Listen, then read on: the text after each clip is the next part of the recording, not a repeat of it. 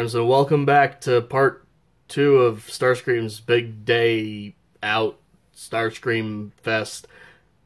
I'm not good at coming up with names for things, but I'm sure some of you probably guessed, after looking at, the first really big, really good Starscream, we're going to look at the other really big, really cool Starscream. That is the first masterpiece ever seen on this channel, MPM10 movie masterpiece Starscream. And holy cow, this thing is a trip. Now, right off the bat, for the same reasons as last video, I will not be transforming this guy on camera. He is bigger even than the last figure was. On top of, yeah, this is a masterpiece figure. This thing has 63 individual steps for transformation. I cannot do that through a viewfinder, I don't have a good enough setup to, look at the figure in real life and, still keep it in frame. There's a lot of reasons, if you want to know how to transform this thing, I'm going to have a link in the description. Imgo did a Just Transform It video on this design, this mold, so go watch that. He shows transformation, both directions. There you go. I'm just here to talk about the thing and say how much I love this figure. Yeah, it's going to be very apparent very quick. This is probably my favorite Starscream figure that I own, if not favorite Transformer that I own. As I mess up the transformation here. Yeah, worth noting, I'm sure somewhere along this back section I've missed a peg or something.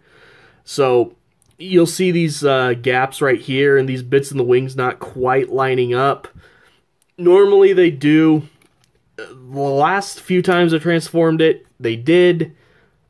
I just managed to somehow get it not right on this one. And when it's a transformation that long and complicated, I'd rather just point out that I'm an idiot rather than trying to do it all over again. So, as you can see, once again, F-22 Raptor looks incredible. We have no lights and sounds this time. We also don't have any Cybertronian tattoos. And funny enough, actually, I didn't even realize this at first, we don't even have any Decepticon insignias. We just have little, Air Force stars. So, that's actually kind of interesting.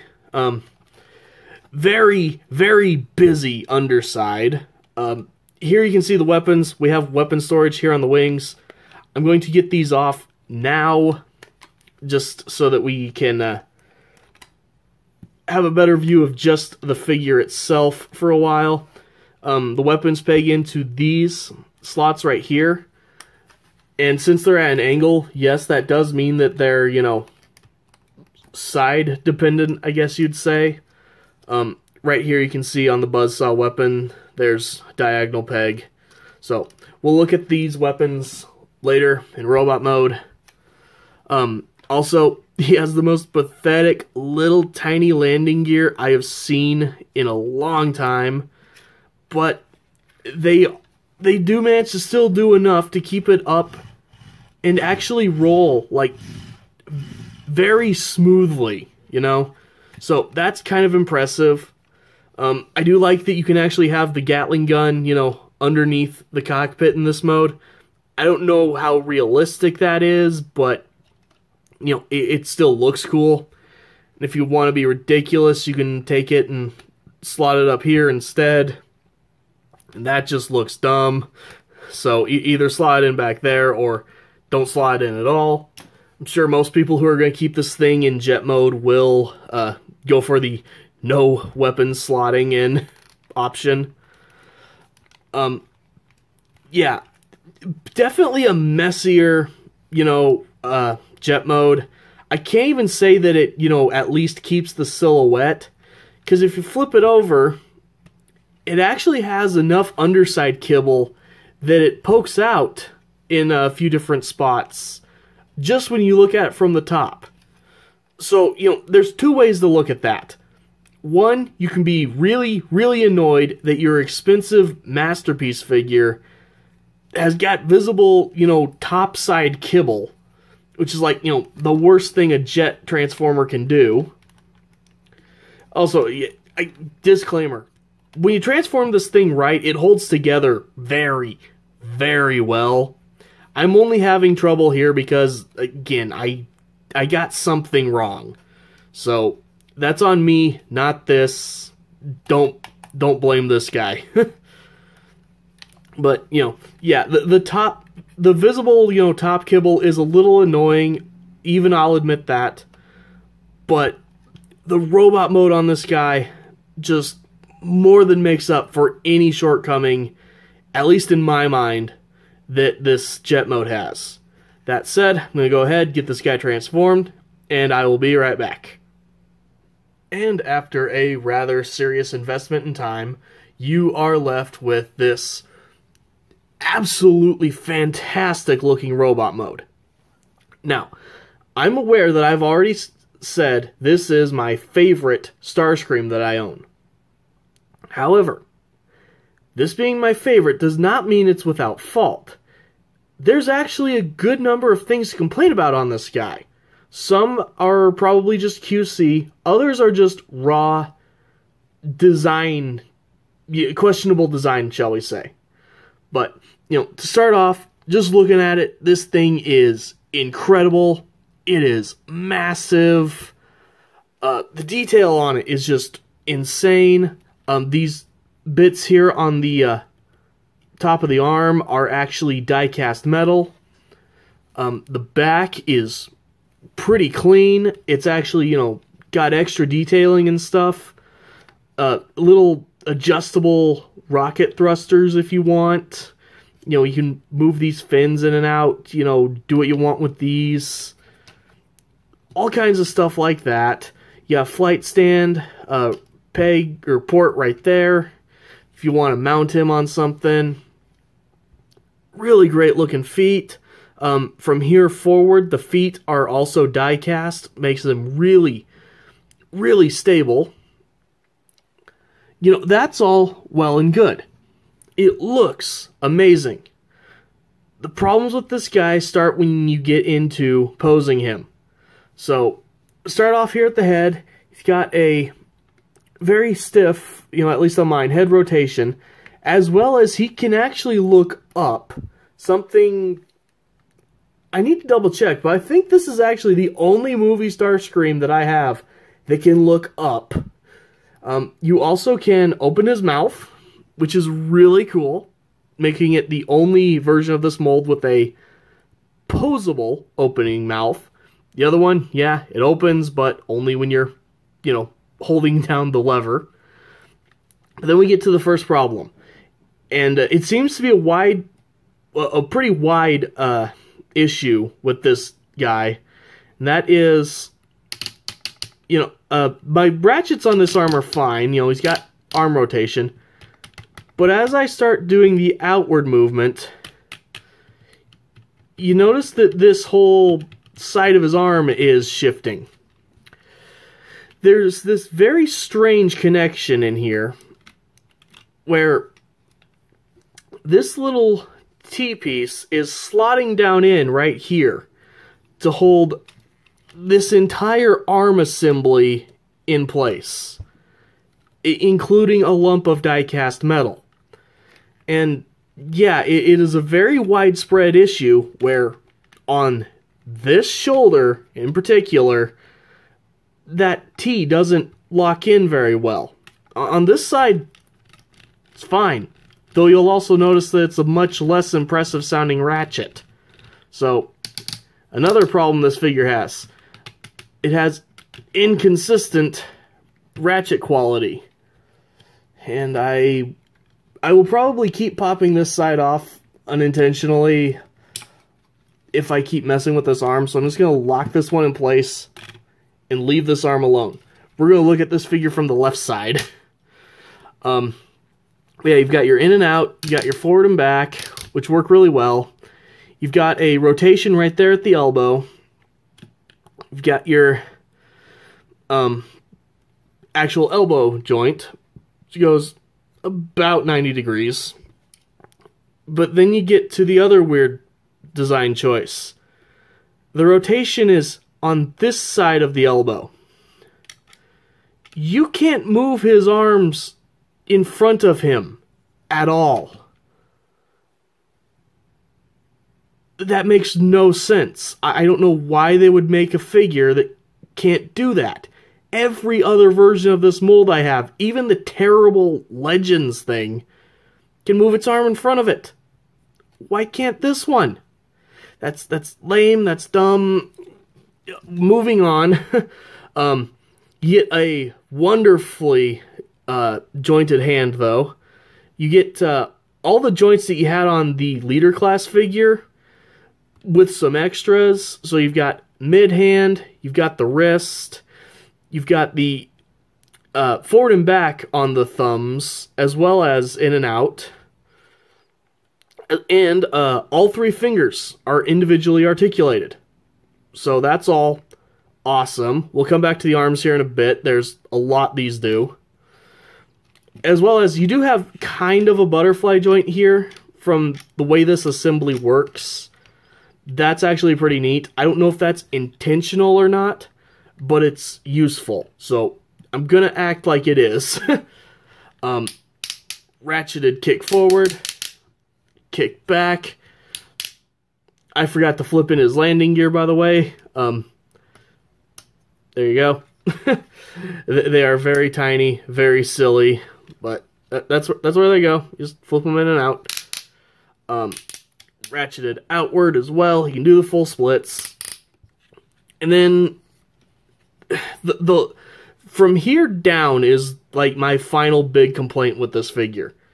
Now, the ratcheting on the knees is pretty fine, but there you can see this little piece just came untabbed. That untabs very easily, and as soon as it does, you lose the tension that your figure needs to stand. So, that's a problem. Here is fine, actually. This joint, there's no problems with. There's also a rotation right there for your second knee. But then, you get to the feet. The feet are a problem. Die-cast metal on them is great. The side-to-side tilt is great. There's only forward and back rotation if you, again, unpeg one of these two pegs, which removes all the tension, and you can't actually get the figure to stand again. Which means you have to... This is hard to do. Peg it in, and your ankle is locked at that angle. So every pose you put him in, you have to factor in the fact that the ankle is at this angle. Every time. Why couldn't we have had an ankle tilt? You know, like forward and back ankle tilt. That's it. That's the only thing we needed. We've got the side to side. Why can't it go like this? I want it to go like this. So, you know, yeah, there's... In the posability area, there are some questionable choices. Now, to get back to the good stuff, on both arms, you have a slot in the forearm here. You can use that to go ahead and peg in the little minigun, which, you know, looks cool. It's, I believe that's screen accurate for him to have it on this arm even, so, you know, that's awesome. But go ahead, pop this off. Then you'll actually transform his hand ever so slightly by folding the thumbs back like that, but leaving them out, and then closing the hand at that mid-hand joint, and just kind of putting the fingers along the, just along the forearm like that. And that'll give you this tab right here at the front of the arm. So, again, get him used to standing in that one specific pose because of the angle of his ankles. You can take either of his weapons. This part is pegged in the back. Just unpeg it and open it up. It's the same on both, so I'm only going to do it once. But you'll take that. This tab will slot in right there at the newly opened up hand hole, I guess. Make sure I've got this straight. So tab it in there, and then that will line up this back tab to go in to the forearm. And there you can give him, you know, either his buzzsaw or his weird missile launcher.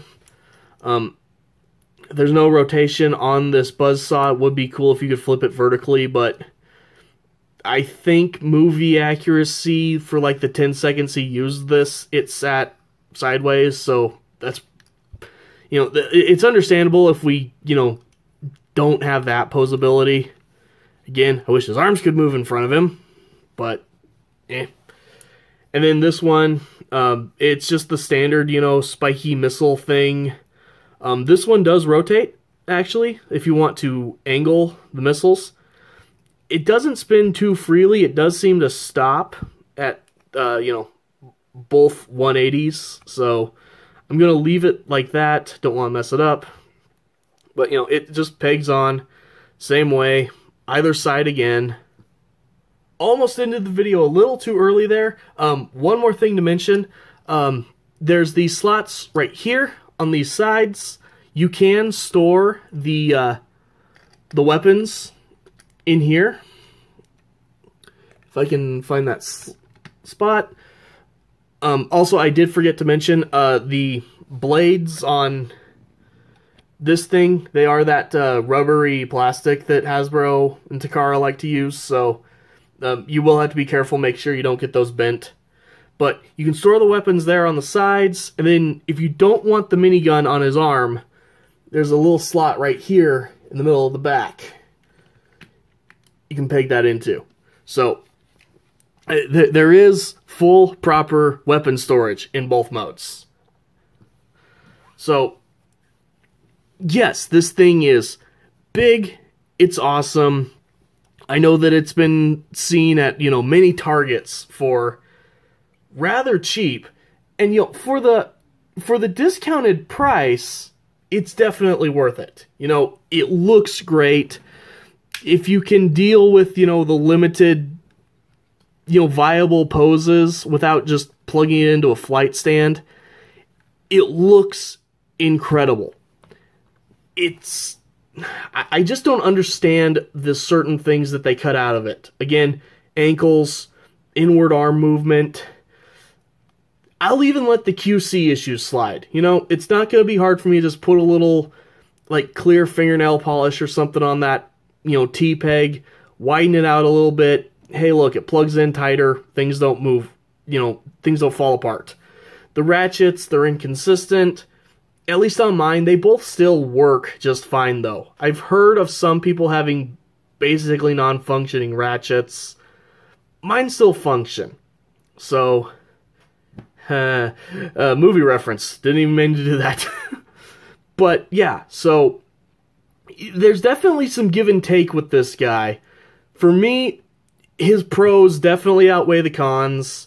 So, especially once I do finally get a flight stand for figures like this, I'll put him in a flight pose. It won't matter how his feet are, and he's going to look insanely cool. So, if you're willing to be like that about it, he's definitely worth picking up, especially if you find him, you know, for the Target sale price. Otherwise, though, there are probably better Masterpiece figures to go hunt down. Which, it pains me to say, you know? I like Starscream. I like this design of Starscream, even if it is just a big metal Dorito. The figure was so close. Maybe an upgrade kit will come out somehow that will adjust these issues. I know they're already working on a, you know, KO, slightly bigger version of this that has a bit more articulation in it. Yeah, as I lose my ability to articulate. But, yeah, you know, I'm rambling, I'm ranting, I know. I like this thing. I think it's really cool. but I can definitely see some people having major problems with it. So, as usual, take this all for what you will. Thank you guys for watching, and I'll see you in the third and final video of whatever the heck I call this. See you then.